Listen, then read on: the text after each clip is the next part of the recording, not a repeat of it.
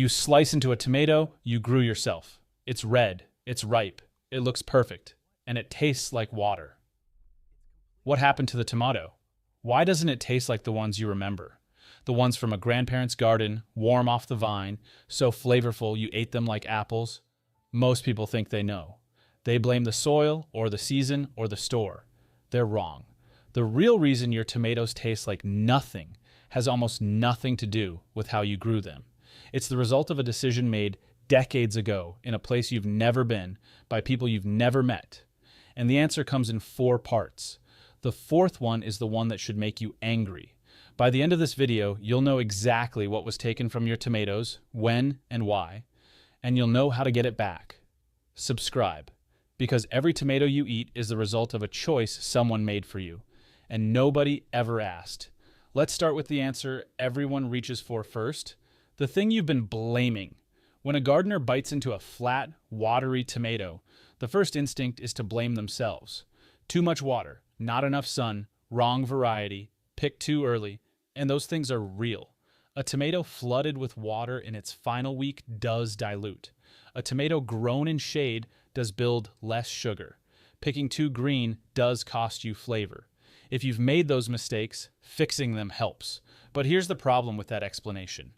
Gardeners who do everything right, full sun, careful watering, perfect ripeness, still notice it. The decline is real even for people growing the same way their grandparents did. Something bigger is going on than your watering schedule. So if it isn't how you're growing them, the next suspect is obvious.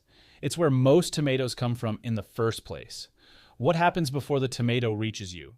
Most of the tomatoes people eat aren't grown in gardens. They're grown to be shipped. And a tomato bred to be shipped is a different object than a tomato bred to be eaten.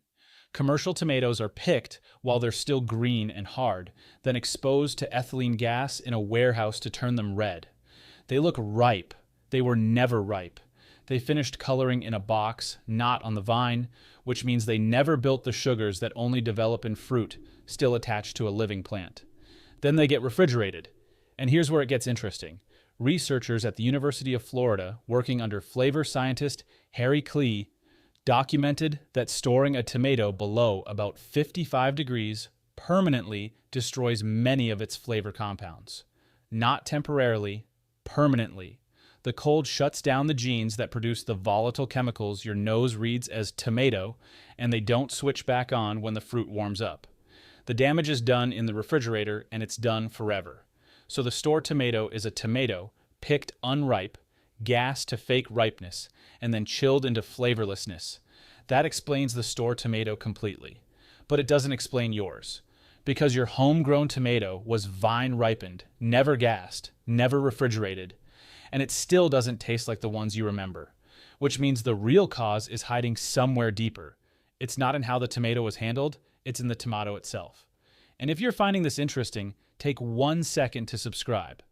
This is exactly the kind of thing this channel exists to dig into, the stories your food and your garden have been quietly telling you for years, the gene nobody meant to break.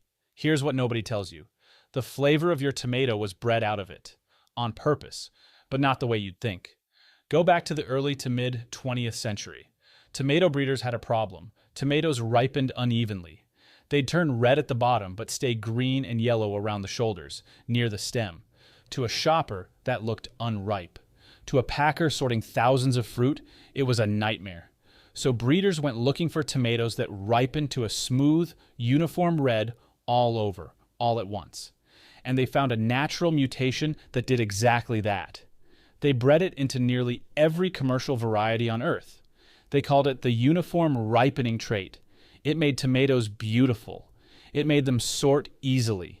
It made the whole industry run smoother. And for about 70 years, nobody understood what it had actually done. In 2012, a team at the University of California, Davis published the answer in the journal Science. The mutation breeders had selected for uniform color was sitting inside a gene called GLK2, a gene that controls how many chloroplasts a tomato develops.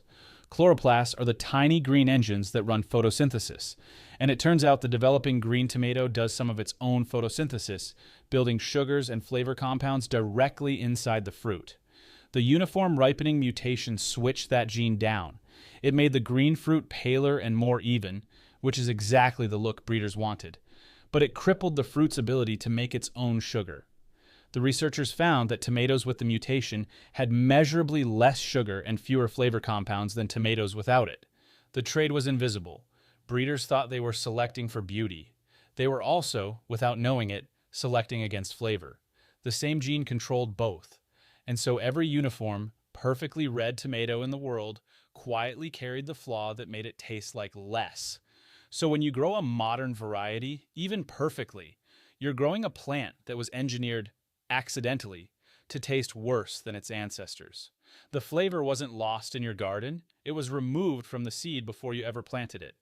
And there's one more layer underneath that, the one that should make you angry. The trade you never agreed to. The uniform ripening gene was an accident. What came after wasn't. Once the tomato industry understood that shoppers buy with their eyes, the whole system bent toward appearance and durability and yield, and away from taste. Klee's lab at the University of Florida spent years cataloging the flavor compounds in old heirloom varieties and comparing them to modern ones. In a 2017 study, also in Science, they found that modern tomatoes had lost a long list of the volatile compounds that create real tomato flavor. The chemicals that, even in tiny amounts, tell your brain a tomato is sweet and rich and alive. Here's the part that's almost hard to believe. Some of those volatile compounds make a tomato taste sweeter without adding any sugar at all. They trick the brain into perceiving sweetness through smell. Modern breeding, chasing bigger fruit and higher yields, bred those compounds out, which means modern tomatoes aren't just less sweet. They've lost the very chemicals that would have let them taste sweet on less sugar. We took away the flavor, and then we took away the shortcut to faking it. Nobody decided this in a single moment. There was no meeting where someone chose to ruin the tomato. It happened one selection at a time, each one reasonable on its own. Pick the bigger one, pick the redder one, pick the one that ships without bruising, pick the one that ripens all at once. Every choice optimized for the seller. None of them optimized for you. That's the thread running through all of this. Every tomato you've ever bought is the result of 100 small choices made by people you'll never meet in favor of things you never wanted. Appearance over flavor, shelf life over taste, the seller's convenience over the eater's pleasure. You were never asked. You just inherited the result on your plate. What you can still get back. So here's what to do about it. The flavor wasn't destroyed, it was set aside. It still exists, preserved in the old heirloom varieties that were never bred for uniform ripening. The ones with green shoulders, lumpy shapes, uneven color, the ones that look a little wrong. Those tomatoes kept the GLK2 gene the pretty ones lost. They kept the volatile compounds the modern ones traded away. The reason an heirloom tomato tastes the way you remember is that it never had the flavor bred out of it in the first place. When you grow brandy wine, Cherokee Purple, Black Crim, and Old Marmande, you're not growing a trendier tomato. You're growing the tomato as it was before the trade. Plant from saved or heirloom seed. Vine ripen it fully. Never refrigerate it. And it will taste like the one you remember, because it is the one you remember. The ugly tomato isn't the lesser tomato. The green shoulder isn't a flaw. The uneven color is the mark of a fruit that kept what the perfect ones gave up. So the next time you slice into a tomato and it tastes like water, don't blame your garden, don't blame yourself. Understand what you're holding. A tomato bred to be looked at, not tasted. 100 small choices, none of them yours. And then go find the ugly one. Because the best tomato you'll ever eat won't be the prettiest. It'll be the one that looks a little broken. That's not damage. That's what they couldn't take.